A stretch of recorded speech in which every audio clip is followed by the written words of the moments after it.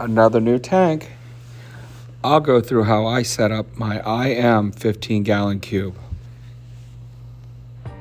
So here we can see a little sneak peek of how it ended up in the end. I think it ended up really nice. The clowns seem to be enjoying it, and I will take you step by step with how I put this cube together.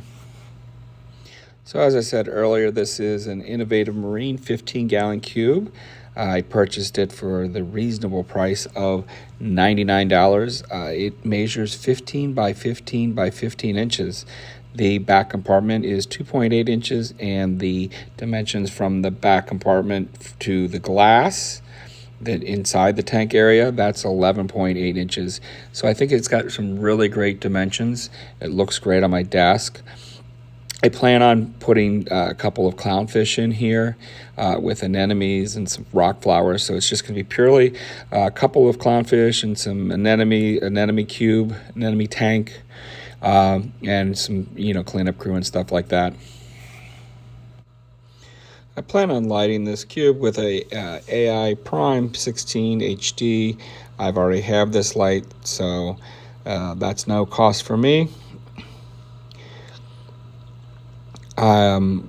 One thing that I see that's new is they have a kind of cutout so that if for some reason the overflow was blocked, that the water would then flow into the back compartment and would not flow even if something happened with the overflow. It's kind of like an emergency safety overflow, which is really nice. So other than the tank cracking or something like that, this tank really can't flood. Moving around to the back, you can see that there's the pump. The pump comes with it. It's a DC pump. It's not adjustable, but it is very quiet. The compartment is sufficiently large. I really wouldn't put a skimmer in there, but I am going to use this second section, which is the bubble trap section. I am going to put a mangrove in there, and it's got a nice area for like a dark fuge. I'm going to put some rock rubble down there from my cycle tank. And then also on the last compartment, or the first compartment, whichever way you want to look at it, we have the overflow with the filter sock. I am going to replace that with a caddy, so I like to use filter floss. So in this tank I am using some Carib Sea Fiji pink sand. I got it for a good price. I like the Carib Sea sands. I have used another brand of sand. I can't recall the name. I think it was some sort of base sand. It didn't really like it too much, so I really do think the Carib Sea brand is worth the money over some dry sand. It tends to hold up well. It looks nice. They just put out a quality product. Also, what you'll see is this is a piece of dry rock from one of my tanks that I had set up a long time ago. And one thing that I want to talk about for a minute is, if you can get yourself a hold of some live rock, some old live rock, even if it's dry, it's really great. The porosity of that rock is much better than the man-made stuff. Now, the man-made stuff is great. It's saving the oceans, and that's where we are on the hobby now, using man-made rock, which I don't really have a problem with. I do like the shapes and the ability to aquascape with it, but lots of times I'll see people selling old live rock for really cheap. And if you're setting up a tank and you're new to the hobby, look for that. Look for that old live rock. Even if it's dry, it's going to be better in a lot of ways, at least I feel like, than the man-made rock. Like I said, the man-made rock is nice. It comes in colors and shapes, and you can make some really cool aquascapes, but I still have a place in my heart for good old wild collected live rock.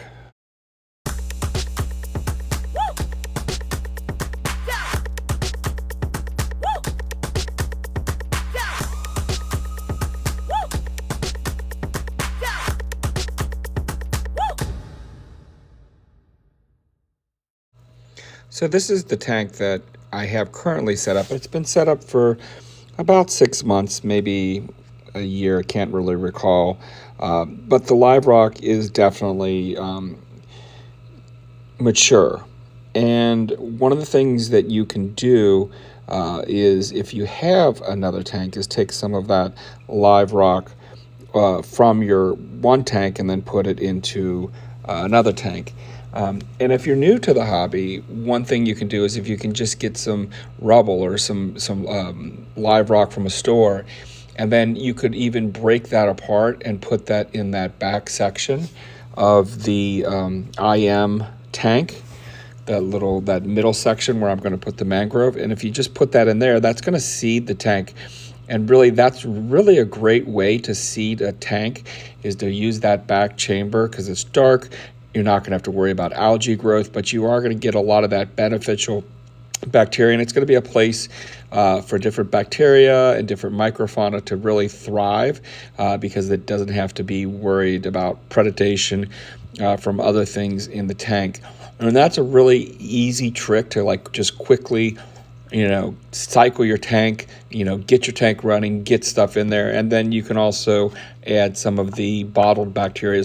But what I found is, if you just do that, if you just take some of that live rock rubble and you put it in, a chamber, a dark chamber in your tank, and you don't add a lot of livestock, don't just throw a ton of stuff in your tank, that's going to cycle your tank, and it's going to have a lot of that bacteria that even the best bacteria in the bottle don't have. If you can get something from an established tank, and like I said, a fish store that you trust, a hobbyist that you trust, it's really worth paying for that, even if it's just some pieces. Maybe I would say 3 or 4 pounds, maybe less, maybe even for this tank, it's probably 5 or 6 golf ball sized pieces of rock that I'm throwing back there, and that will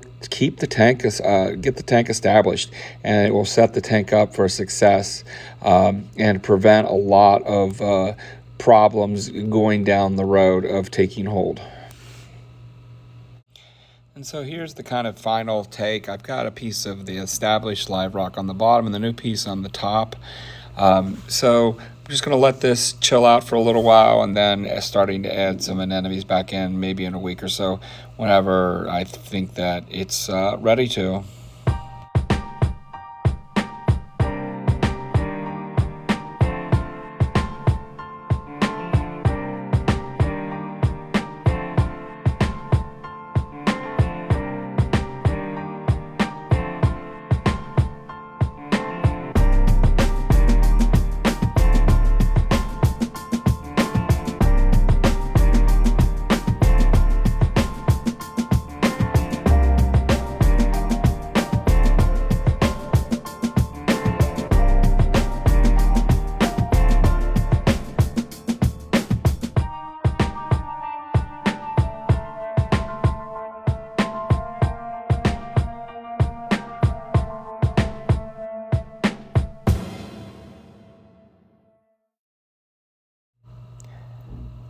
What can I say? This is a great tank. 15 gallons, $99, great quality, both for both beginner hobbyist and advanced hobbyist. It has so many uses. Great tank. I'm really happy with it.